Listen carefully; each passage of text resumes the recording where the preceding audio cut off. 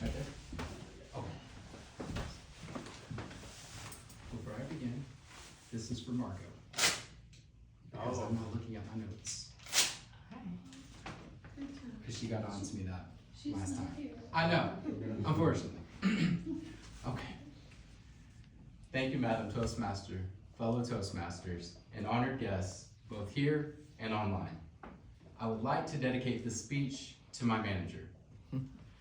Benjamin Franklin once said, "Tell me and I forget, teach me and I may remember, involve me and I learn." This quote perfectly captures what this journey has been for me. One of involvement, transformation, and growth, all because of one person's belief in me. At the age of 22, I was forced to relocate from Oklahoma to Atlanta. I had just gotten out of jail. I had no job, no plans to further my education, and quite honestly, no idea where I was going to lay my head at night. To put it into perspective, this was the lowest point in my entire life. I remember as I sat on the edge of the hotel bed, looking blankly at a wall, trying to envision a future I simply could not see. And the only thing that I had to hold on to was family. Enter Tanya L.S. Young, associate broker at RE/MAX. Big deal, right? But you might say, Garrett, you know her. And yeah, I did, kinda. She had sold my grandmother, my uncle, and my aunt their homes, and here it was, she was assisting my dad with finding a rental property so that I could have a place to lay my head at night. But I had not seen her in almost 18 years.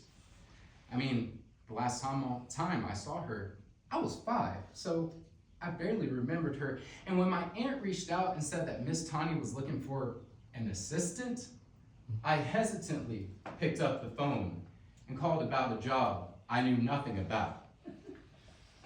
Month 1, I'll get back to you. Month 2, still busy.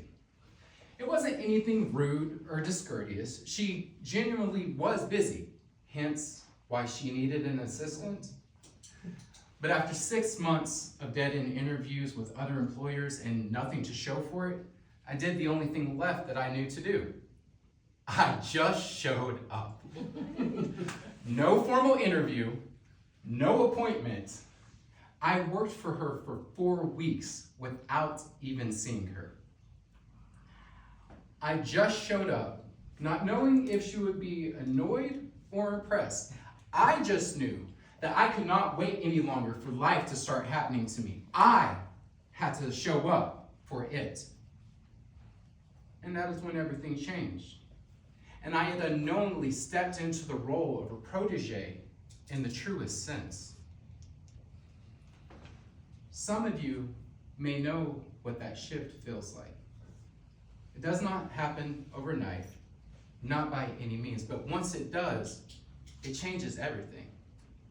I became more confident, more capable, more committed to my own growth than I ever had been before.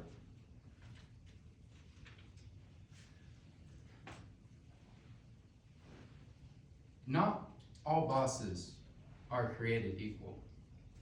Especially in a large company, it's easy to feel invisible.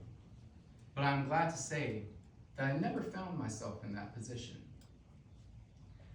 She supported me as I transitioned into my role, and then into making that role my own. She encouraged me to go back to school and allowed me the opportunity to focus on family when needed. She honored my youth, my time, and my desire to be more.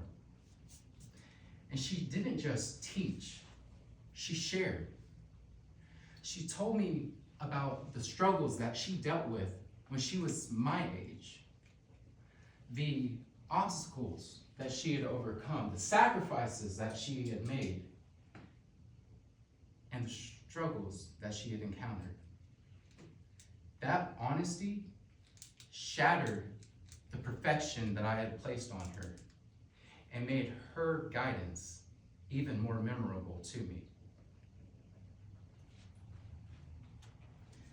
Mentorship does not always follow a formal process or a planned path. For me, it just happened, and I am so thankful that it did. Sure, we've had our hard times, moments where we've both had to walk away and process. But once a true mentoring relationship is built, it lasts. I know that even when I fully venture into my own career path, she is still somebody, a mentor that I can reach out to for a word of guidance, encouragement, and wisdom.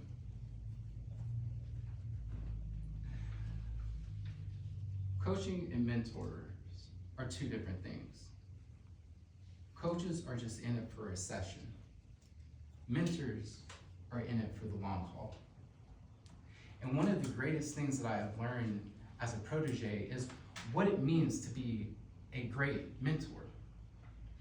A great mentor doesn't simply stand on a pedestal and say, I know it all. No. A true mentor, they listen. And they offer a word of guidance when it is asked for, because initially it was freely given to them. So as I close, I would like to paraphrase Benjamin Franklin. I was told, and I forgot. I was taught, and I kind of remembered. But because of the dedication, encouragement, and support of a mentor who will undeniably always be a part of my life, I was involved, and I have, and I will continue to learn.